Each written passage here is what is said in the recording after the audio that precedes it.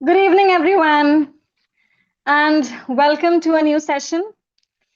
So, today we're back again with a new session for Kerala HSST PSC exam. So, this week we have been doing exam practice sessions for this particular exam, and I believe this series has benefited all the aspirants of this exam out there. Right? I hope yes. All right. So on that note, let's get started with our session tonight. And please do like this session. Okay. Okay. So let me start by sharing my screen first so that all of you can see the questions and all. Right. Yeah, the screen is now visible. Yes. Okay. So welcome again to our Kerala HSST PSC exam practice session 6. All right. Okay.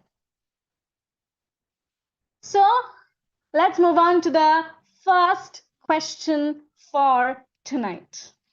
Let's see. In Philip Larkin's Church Going, the speaker calculates that when a religious belief is entirely gone, churches will eventually be visited only by dubious women seeking to touch a particular stone, or to do what? Is it to read the Bible, to sing hymns, pick simples for a cancer, or count the dead? So, if you have read this poem, Church Going by Philip Larkin, you have seen how this poem talks about what will happen when institutionalized religion will fade. What will happen to these spaces of churches? So, in this poem, the speaker, we see that he has visited an abandoned church and he is very skeptical about this visit.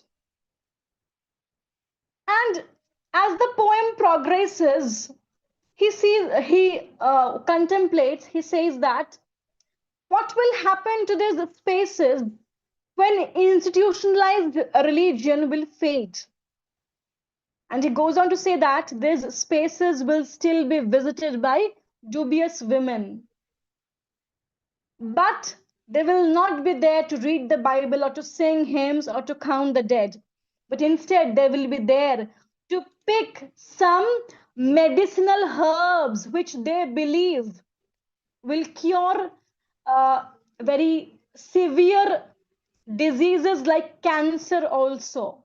So they are superstitious women, dubious women they are. They have superstitions. They're not some true devotees or something. No, they're dubious women who the speaker wonders will visit these spaces of these abandoned churches. Sometimes to pick samples for a cancer means they will come with the superstition that, okay, since this space is that of an abandoned church, even the herbs, the bushes, the shrubs which have grown in this space must have some miraculous benefits which can even cure cancers.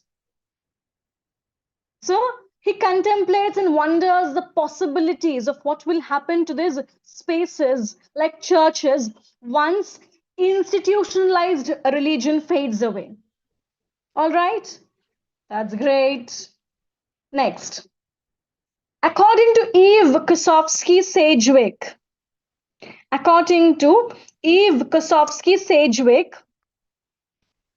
who wrote Epistemology of the Closet, published in 1990, which of the following best describes the structural role of the closet in 20th century Western culture?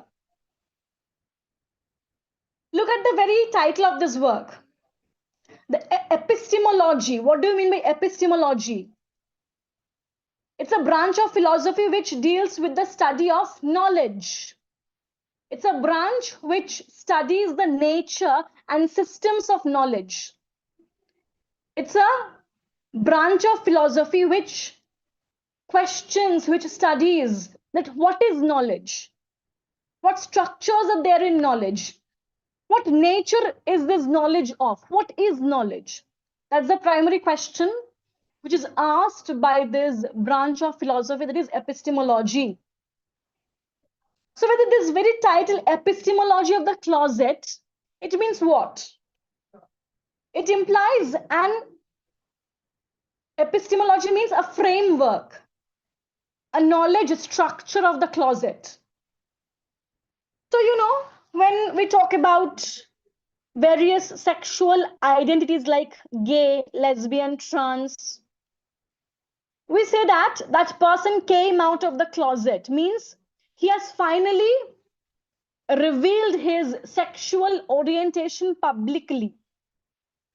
That means coming out of the closet means you finally make your sexual orientation public. So for that, the term closet is used.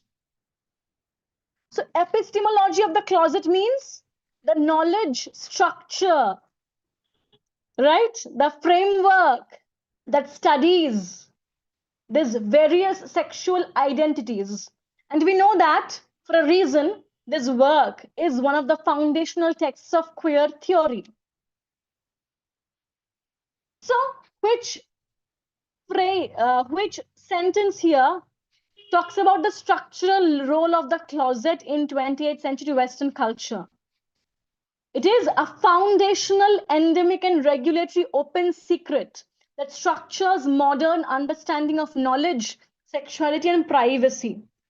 Okay, let me now open the chat once and see what you all are saying. I would love to see your answers. Just give me a second. I will open the chat so that I can see all of your comments, right? Yes. Yes, right. Yes, closet is a metaphor, correct. Closet is a metaphor. That's correct. Yes. Okay. Next. In the second stanza of To His Coy Mistress, Andrew Marvell uses the phrase quaint honor to evoke a sense of morbid irony, where quaint functions as a metaphysical pun, primarily referring to what? So, To His Coy Mistress by Andrew Marvell, it's a poem with elements of carpe diem philosophy, which emphasizes that live your life now. Enjoy your life as long as you're young, because youth is very fleeting in nature. Now you are young, you're youthful, you have very high sexual drive. Tomorrow you will just die, you will grow old and die. And in this particular poem, the speaker we see is urging his beloved, his lady love, to have sex with him, right? And he says that your quaint honor, that is your virginity, which you are protecting with so much obsession. When you die, when you are buried under the ground, even worms will eat away your virginity. When they will eat your body, when they will gnaw your body, they will take away your virginity, which you are protecting with so much alacrity, with so much enthusiasm. So here, quaint is the 17th century slang for the vagina. So here the speaker is saying that your honor, your virginity, which you are protecting with so much vigor and enthusiasm, when you die and when you get buried under the ground, the worms will take away your virginity anyways. So why not, when you're young, have sex with me and just enjoy life? That's the idea of carpe diem philosophy, that enjoy life as long as you're young, indulge in sensuous delights, right? So yes, To His Coy Mistress by Andrew Marvell. Very good, very good. Yes. Okay. Yeah. Next. In The Old Man and the Sea, what does Santiago explicitly refer to as aqua mala? It is war, due to its treacherous, stinging nature in the Gulf Stream. So here one fish has been described by Santiago as aqua mala or war, due to its treacherous, stinging nature. This fish, this particular type of fish looks beautiful, but it is very deceptively beautiful. It stings. So which fish is that who has been described as aqua mala by Santiago? Is it the mako shark, the Portuguese man of war, the Gulf Stream current, or the shovel-nosed shark? Which type of fish has been described thus by Santiago? It is the Portuguese man of war. The Portuguese man of war. Have you guys looked at the pictures of this fish? It looks beautiful, bluish color, very sparkling blue. This fish looks deceptively beautiful. It looks beautiful, but it's dangerous. It stings you. So that fish has been described as aqua mala by Santiago in The Old Man and the Sea. Okay, next. Which thematic element does Jane Austen implicitly critique through the symbolic locked gate of wilderness at Southerton, representing the moral boundary Maria Bertram crosses with Henry Crawford? So here we have a question from Austen's novel Mansfield Park. It's a very tricky question to understand, but it's easy if you read carefully. Which thematic element is Austen critiquing through the symbolic locked gate? Remember the locked gate of the Southerton side? Yes. The rigidity of the Anglican clergy? No. This locked gate of Southerton side has got nothing to do with clergy, if you have read the novel. It is the dangers of unmanaged improvements and moral carelessness. We know that Mansfield Park by Austen critiques moral carelessness of characters like Maria Bertram, who throw away their honor, their reputation for momentary fun. And they get punished likewise towards the end of the novel. And Fanny Price, the woman who upholds her honor and virtue, her chastity, she gets rewarded by the end. So it is B. Okay. Which of the following lines in Thomas Gray's Elegy written in a country churchyard exemplifies the poet's use of metonymy to describe the futility of high social status? Thomas Gray's Elegy written in a country churchyard is a poem which meditates on this very idea that death levels down everyone to the same category, to the same status. Death is the ultimate leveler. Before death, everyone is same.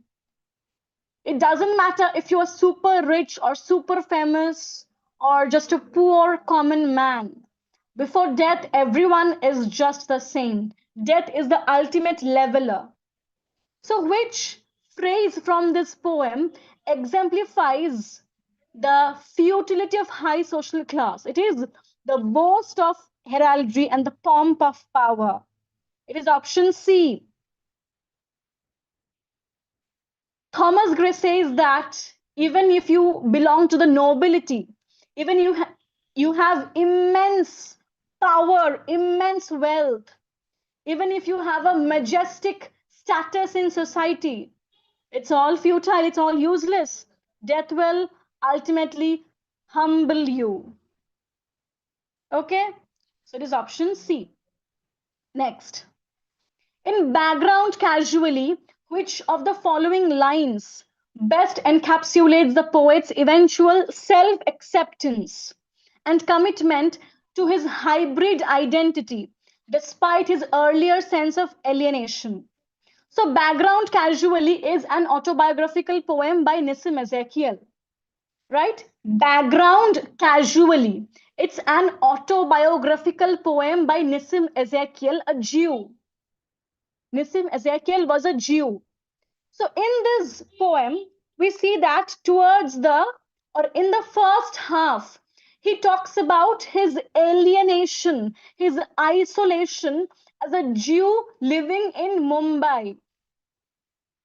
But when the second half of the poem starts, we see him accepting his situation, his condition, his status as a Jew living in Mumbai of India.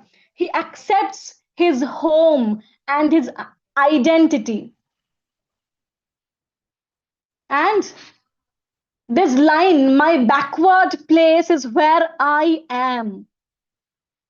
This very phrase, I am, it shows his acceptance of his hybrid identity as a Jew living in Mumbai of India. My backward place is where I am. This assertion of I am, it shows his acceptance.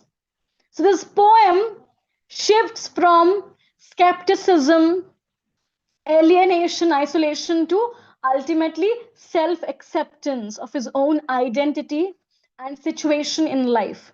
Background Casually, an autobiographical poem by Nissim Ezekiel, a Jew poet. All right, yes. Next, according to Stephen Greenblatt, in Shakespeare and the Exorcists, how does Shakespeare's King Lear relate to Samuel Harsnett's A Declaration of Egregious Popish Impostures? So, in your syllabus, you have this essay, Shakespeare and the Exorcists by Stephen Greenblatt. Stephen Greenblatt is a new historicist. So new historicism is a school of thought which not only studies how history is intimately connected to literature, it also studies how power has been negotiated and navigated in various social structures, in various time frames. In this particular essay, Shakespeare and the Exorcists, how does Shakespeare's King Lear relate to Samuel Harsnett's A Declaration of Egregious Popish Impostures? It will be option C. King Lear empties out the theological center of the exorcisms, but fills the void with the power of theatrical representation. It's a very dense, loaded essay. So I would recommend to you all that please read this essay at least once. Just skim through it at least once. Okay, right. Next, according to Coleridge in chapter 14 of Biographia Literaria, the two cardinal points of poetry involve what? Very easy question. You all know about Coleridge really well. So tell me. According to Coleridge in chapter 14 of Biographia Literaria, the two cardinal points of poetry involve what? Easy. Yes, option C. The faithful adherence to the truth of nature and the interest of novelty through the modifying colors of imagination. Nature and imagination, two most important components discussed in Romanticism. Nature and imagination, and how they affect each other. These two are the most important components of a romantic thought. Okay, right. Next. So we are starting our UGC NET English 1 month crash course from this 4th of May. Please do join us if you haven't yet. Trust me, this course will really alter your style of preparation. And you will do well. You can trust us. Okay, all right. Which character in Pygmalion explicitly describes himself as a deserving poor man, subsequently ruined by middle-class morality? So Pygmalion, a popular comedy. It's a popular problem play also by G.B. Shaw. This play was first performed in 1912.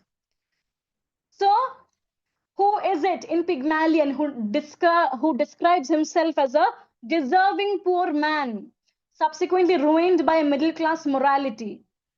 It is Alfred Doolittle, the father of Eliza Doolittle. Yes, it is Alfred Doolittle, the father of Eliza Doolittle, the flower girl. Correct. Okay, next. Which classical poetic source does Christopher Marlowe adapt for the erotic monologue? Was this the phase that launched 1,000 ships? Delivered by Faustus in Act 5. So now we have a question from Marlowe's tragedy, Dr. Faustus. So the question is, this monologue of Faustus in Act 5, was this the phase that launched 1,000 ships?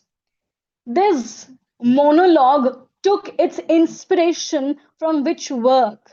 This monologue took its inspiration from which work? It is Ovid's Heroids.